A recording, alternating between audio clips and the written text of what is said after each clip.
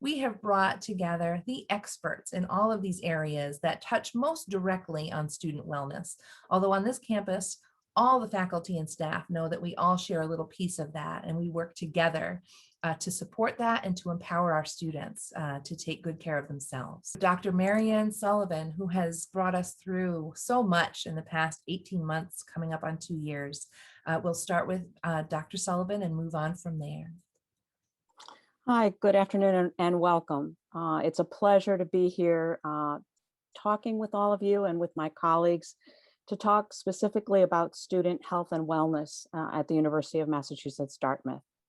I'm the Director of Health Services here at the university, which encompasses the medical office providing services to your students should they need preventive health, influenza immunization, catch-up immunizations that are required for attending school, any kind of health screening, any kind of rapid testing, such as sore throat ruling out rapid strep, mono, things of that nature.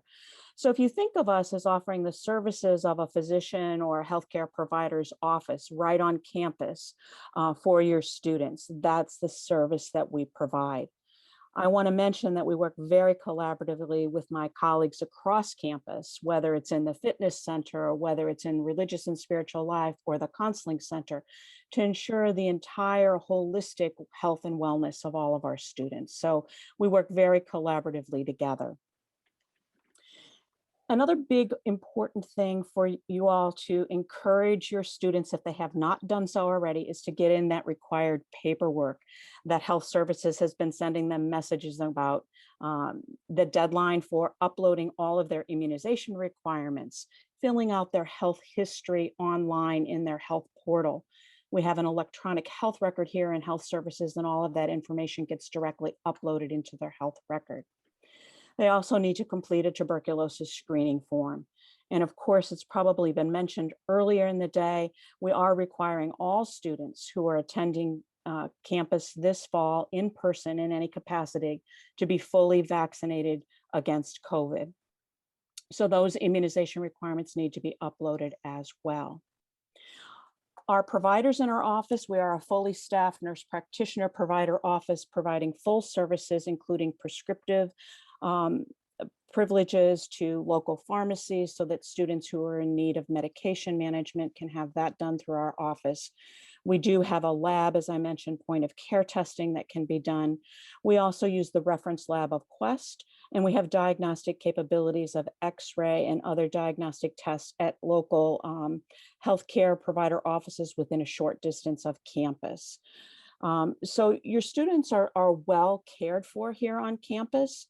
Many times people will ask, well, what do they do when Health Services is closed? Because we're not a 24/7 operation, but we do have an on-call service that is available when our office is closed.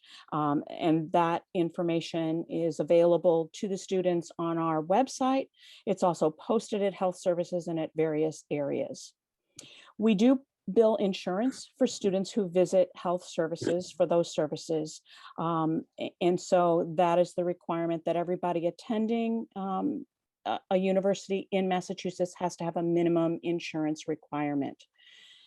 We do offer a student health plan that all students are enrolled in. And then in order to waive out of that, the student submits the insurance information that they currently have. The process is vetted through the University Health Plans service, and then the insurance is waived. So if you're confused a little bit about that, it is an active waiver process and also an opt-in process if you want the school's health insurance. With that, I'm gonna turn it over to the next speaker. Thank you, Marianne. So I know we spoke a little bit before, Nancy and I, so we'll just maybe touch some of the things about the counseling center that we didn't have an opportunity to talk about before. I'm glad, Marianne, you brought up billing. That's important because the counseling center at the university is also a billing counseling center. We will not turn any student away if they do not have insurance. So we will still service all students, but we do bill. So a student who does come into the counseling center, if they have insurance, we will ask for their insurance information, and then we will bill out that insurance when it's appropriate and it's an active insurance plan. In terms of talking a little bit about our services, it's also important to know too, if you have a student and you believe that your student may need some more intensive services, we talked a little bit about what the counseling center is able to do. We are able to see students, and we do see them for both individual, group, and urgent care. But if you believe that your student is someone and they decide that they also need to be seen more frequently, or their issues are such where they may require a specialty, it's just important to also look at your insurance plans now and begin to look to see what your students are eligible for. Those are really important things to be thinking about. Make sure that telehealth is available on your plan in the event that your student does not have a car and maybe needs services, because a lot of mental health services that are available in the community, they are available through telehealth, which can be helpful for students who have a hard time getting off campus and are unable to access community services when they come to our campus. So that's really important to be looking at the insurance plans to see what's available for the students. It's also important to talk to your students about releases because, as we talked about before, their information is private. So if you did call the counseling center and you wanted to know what was going on with your student, or if you called in the beginning of the year and said, I think my student is going to need therapy, we would ask for the student to call the counseling center directly. Everything right now is being done over the computer. So intake forms and everything can be done. They can be done ahead of time. We can be proactive. We can get the student in, but it is something that we would like to have done before their first session, and we can send them all of those forms on the computer, but it would be something that we would send directly to the student to fill out on their own, and they can get their insurance cards from you if you're currently holding their insurance cards. I think those are just like important things to know, that there are these services to help your student with wellness and being on campus. Even if they do not use our services themselves, they may come to us for resources, and we do try to keep a pretty active resource list of what's available for specialty services with addictions, for issues with eating disorders, or anything that requires a certain level of expertise and maybe consistency that a community resource has that we may not be able to serve at the counseling center, but we do still support the students the entire time that they're here. So I'm going to leave that to Nancy if I have missed anything that might be important for the parents to know as well. You know what? Thank you, Marvin. I think we about covered it between now and earlier. Great. Okay. All right, I'll go next. Hi, everyone. My name is Greg Holmer. I'm representing athletics. I'm the fitness center director, but I'm going to talk a little bit about athletics as a whole and what we offer. Kind of feeling is, taking care of the physical part of the body is really ties into wellness. Getting that outlet for exercise and community.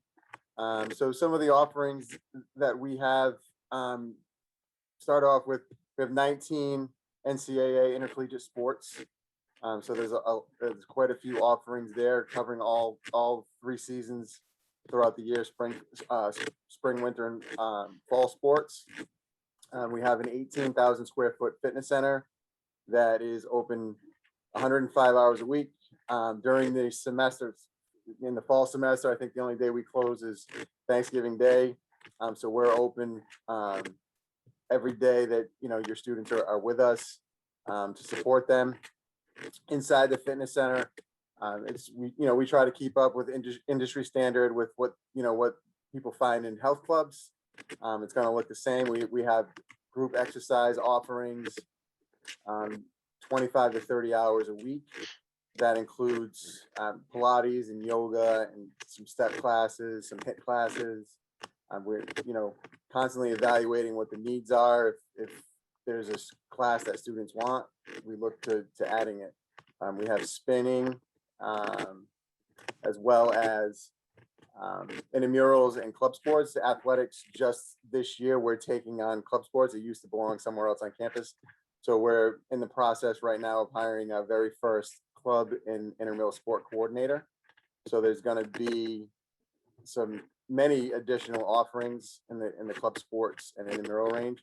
So the difference is, you have your varsity sports, you're affiliated with a conference. Our varsity sports are affiliated with the Little East Conference and MassCAC, which is a Massachusetts conference. Just our hockey and football and MassCAC. The rest of our sports are in the Little East Conference, which comprises of most of the state schools throughout New England, where the MassCAC football and hockey is mostly in Massachusetts. And then you have intramural is just competition against on campus. It's not always even playing in leagues. It might be just a one-off. We might have a cornhole tournament, or something along those lines. Just a one-day event, a 3-on-3 basketball tournament. And then there are also leagues as well, where your students would go to a website called IM Leagues, and then they can sign up and put teams together, and the schedules are all in that IM Leagues, and it's run like a season where they have times where they show up and compete against each other. And for that, we have, like I said, basketball, volleyball, futsal, and indoor soccer, badminton, flag football. There's indoor and outdoor soccer. The club sports, the difference with club sports is that they actually compete against other schools, and we have a small number of club sports because we really weren't putting a lot of focus into it. We're going to add that now with the new position I spoke of. So club sports, we have a rugby, men and women's rugby, ultimate frisbee, and sideline cheerleading. So we're going to be looking to add to those. The two rugby teams are highly competitive. Our women's rugby team played in a national championship tournament. They made it to the Final Four a few years ago. So the club sports is still highly competitive. Intramurals is recreation. It's great. Anybody can participate in the intramural sports program. As far as our varsity sports, if you have a student that is interested in playing varsity sports, they should reach out to the coach as soon as possible. Coaches will recruit anybody that reaches out to them. We don't want to miss anybody. We don't want anybody to fall through the cracks. So we may not see every potential athlete on the court or on the field throughout their high school career. So it's always a good idea to reach out to coaches and express your interest, and they will follow up. The best place to find information on our coaches is CorsairAthletics.com. That has the entire directory of all of our coaches and how to contact them. Also, we have Twitter. That's where Instagram is very active at UMass D Athletics. So that's always good to check out. And for the fitness center, we are at Corsair Fitness. So students can check that out too. That's helpful with class offerings and cancellations. Yes, Shelley. You may have more to present, Greg, which is great. This is wonderful information. Just two things I wanted to make a note to our group. One is that there's been, you may have been able to hear a noise while we're listening to folks' remarks. So I have asked our panelists to mute themselves, not really sure the source of the noise. So we just want to make sure that we're doing our best to make sure we can hear our presenters. And the other thing is we have several questions coming in, but we will be waiting until all of our presenters have said their piece, and then I will go through the questions with our group. Sorry to interrupt you, Greg. Please continue. No problem. All right, so the last thing that I'll mention for now is athletics is one of the largest employers on campus of work study students. So we'd like to make sure that, you know, we take advantage of our student workforce. Just myself, I hire 35 to 40 students in the fitness center. There are jobs in game management where, you know, they may just be helping set up a volleyball game, a tournament or a match, doing the chains at a football game. There are tons of jobs in athletics. If there are lifeguards out there, I could pretty much guarantee a job. If you have two things, work study and a lifeguard certificate, then we have a job for you in athletics. So they would go to, I know I'm throwing a lot of links, but Corsair Jobs is where students go and fill out their profile for employment, and then employers can go, they can put their name in and their resume if they choose a particular job they're interested in, and then you know, the employers can go in and sort through that and set up interviews. Hi, thanks, Greg. Hello, everyone. My name is Frank Luca. I am the coordinator of the Center for Religious and Spiritual Life, also a Roman Catholic deacon on campus full-time. I just wanted to give you a brief overview of what's available, because when we talk about wellness, spirituality and faith life is also a part of that package. So the Center for Religious and Spiritual Life coordinates the religious activities and serves the spiritual needs of our university community, including faculty, staff, and students. We have professionals from our major religious denominations, which I'll go over in a second. They provide opportunities for worship. They provide opportunities for spiritual direction, spiritual counseling, as opposed to counseling center counseling, but we do work closely with the center when something comes up, and other programs that are designed to enable your student, faculty, and staff become integrated individuals, spiritually, emotionally, and intellectually. A lot of times when students go off to college, they break from the family's tradition of religion, and that's all part of that process that they go through. But it's important that we note that we're there to support them in any which way we can through that process. I want to assure people, you know, we do not have a policy of converting anyone.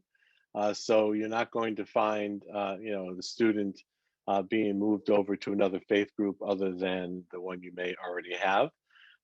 As the full-time campus minister, I am there during regular office hours just about every day. And that's, so I will speak to, I'll be able to work with just about any student, even if they are not Catholic. And if I need to, I can refer them to our regular staff of professional campus ministers and chaplains. We currently have on campus a number of student groups. In the Protestant area, we have a student group called Crew. They're affiliated with a national organization, and they are a student group, but we also have InterVarsity. So those are our two Protestant student groups. We have a Jewish student group called Hillel that's also available on campus, as well as Newman Catholic Student Association, which is also the Catholic Association on campus, and the Muslim Student Association. So those are basically the student groups. We also have chaplains in the following areas. We have Protestant chaplain, Episcopal chaplain. We have two Catholic chaplains. We have a Jewish rabbi. We have a Hindu Swami.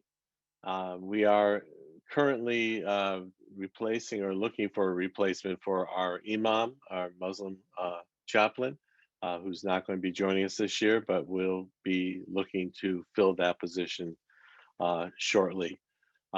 So that'll give you an overview of the types of services that we have available on campus and the types of professionals we have. Also, for services themselves, there are some services held on campus. Obviously, for Muslim prayers held throughout the day in our reflection room, which is on the second floor of the campus center.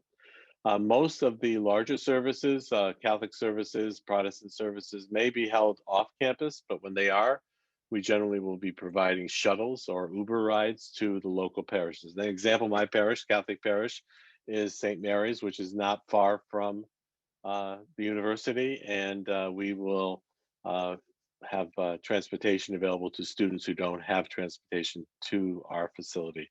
Same will be true for the Protestant. We'll have a shuttle at this point, looking like we'll be running between some of the other churches in the area. So that's all going to be available this coming year. And just note, please, parents, don't call and say, is my child going to mass or services? Because we won't necessarily report that. So, we're there to support them. If there's something you need to reach us for, we ask you to have them get in touch with us. Also affiliated with the center somewhat is our food pantry. We do a lot of service out of the office. We have a soup kitchen we operate during the year and in New Bedford. And we also have Arnie's Cupboard, which is loosely affiliated with the office only because I coordinate both of those. And that's available for providing food for any of our Corsairs in need. And that's including families. I just want to mention that because if your family finds they're in a difficult situation, if your student has a UMass pass, that's all they need, especially if you're a commuter student. We're happy to provide the food for the entire family. We have a very, very well-stocked food pantry, and we're supplied by the Greater Boston Food Bank. We're shipped food every single month, and we'll be opening a brand new Arnie's Cupboard in the fall, which will be better situated and ready to service our students. So I think that's it, Shelley, overview, and happy to answer any questions. Thank you so much, Deacon Frank, and to all of our presenters. We're very glad that you were able to join us and share this information. We do have several questions. I have noticed that Dr. Sullivan has been able to answer some of those questions in the Q&A. There seemed to be a little pattern about the uploading of that information regarding vaccination. Would it be okay to review that response just for the larger group? Absolutely. So I do know that there were some questions about a student having already uploaded their COVID vaccination documentation and the hold hasn't been removed from their account. I just ask you to be patient with us. There are on any given day over 700 verifications that my office staff has to go through on a daily basis this time of the year. If there is some concern on the part of your student that hold hasn't been removed and they've uploaded and they're concerned that maybe they haven't uploaded it properly, just please have them send a secure message to the office and one of the staff members will respond. Sometimes it's just a simple, quick go in, verify it and take the hold off, but we're doing hundreds and hundreds a day. So we just ask to indulge your patience. Thank you so much. I also wanted to mention regarding what Deacon Frank had discussed with Arnie's Cupboard, that although you must have a student ID, it's called the UMass Pass, just to be able to use Arnie's Cupboard to visit and grab some groceries. All of the data and information that's recorded by Arnie's Cupboard is kept confidential and separate from any other records on the campus. We just want to be respectful of all of our guests' privacy if folks choose to join us at any point. Is that fair to say, Deacon Frank? Absolutely. We report to no one but me. I have the data, but that's as far as. Yes, absolutely. The data is collected so that we can substantiate the use of Arnie's Cupboard and make sure that we can continue to offer that. So that's what the data is used for. All right, I'm going to go into the Q&A. And Greg, I don't know if you've already seen it, but there is a question that's athletics related. Why was the girls' swim team reinstated and not the boys? And you are muted, Greg. I'm muted, aren't I? So I guess that's a question that's not really for me. I would say all I can say is the decisions on keeping and cutting sports, those decisions are very difficult and there are a lot of things that play into them, but they are not meetings that I'm involved in. So unfortunately don't have a lot of information as to what the final decisions were on what we kept and what we brought back. And how they were made. So certainly, if they're asking the question, we want to be able to provide maybe additional follow-up. Is that Right. something that our director of athletics could follow up on? Yes. All right. So would we want to share that email information in the chat, or take the name of the person who asked the question? How would you like to follow up on that? Yeah, if you get the information of the person asking the question, then I can relay that to Amanda. So Amanda Van Voorhis, our athletic director. I will scroll through and get that name. All right, we also have another question. Let's see. Is there a place online, this is for you, Deacon Frank, a place online where we can find the list of churches that shuttles go to? At this point, not yet, because we're getting a grant for that shuttle process. But at this moment, we know it's going to St. Mary's, which is Catholic, St. Peter's, which is Episcopalian Protestant, and to the Congregational Church. So those will be the first three that will be available. We also have an evangelical church across the street from the campus, not too far from the front entrance. And for Jewish students, there will be Uber rides available to the synagogue in New Bedford. So those are the ones we know right now, but we're waiting for our grant to come through from the Carney Foundation. Okay, thank you. I was able to find the person that asked that question, so I'll get that information to you, Greg, for after Thank the you. session. Okay. And I want to make sure we've caught up on any other questions. I think we've closed out those, and I'm going to look in the chat. Sometimes they sneak into there too. Here we go. All right, and I have put, Greg, while you were speaking, the CorsairAthletics.com link is there, or the address rather, and you had mentioned Corsair Jobs. Yep. So that is something that our students can locate in the My UMass D portal. So just, and again, a lot of these things that we're referring to, if your student has done the online orientation, and as I mentioned earlier today, family members may also access the online orientation. There is a lot more detail and drill down information. Links to web pages as well are all available in the online orientation. So I'll post that in a moment.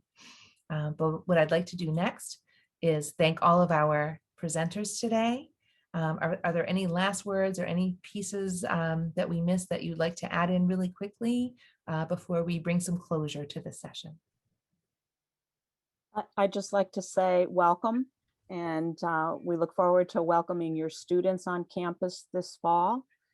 The reason we're here is to serve your students in a wonderful college experience. So if there's anything that we can assist in any way, please don't hesitate to reach out to us.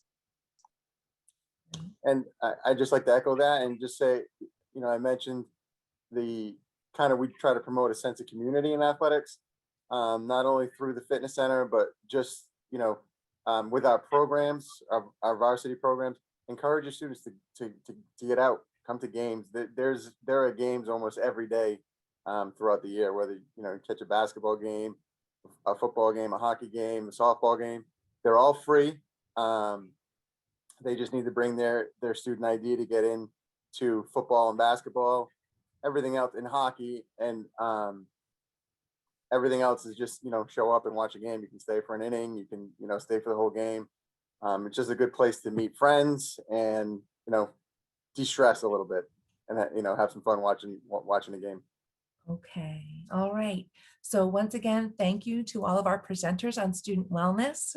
We know that this is just the start of a conversation, and we're going to continue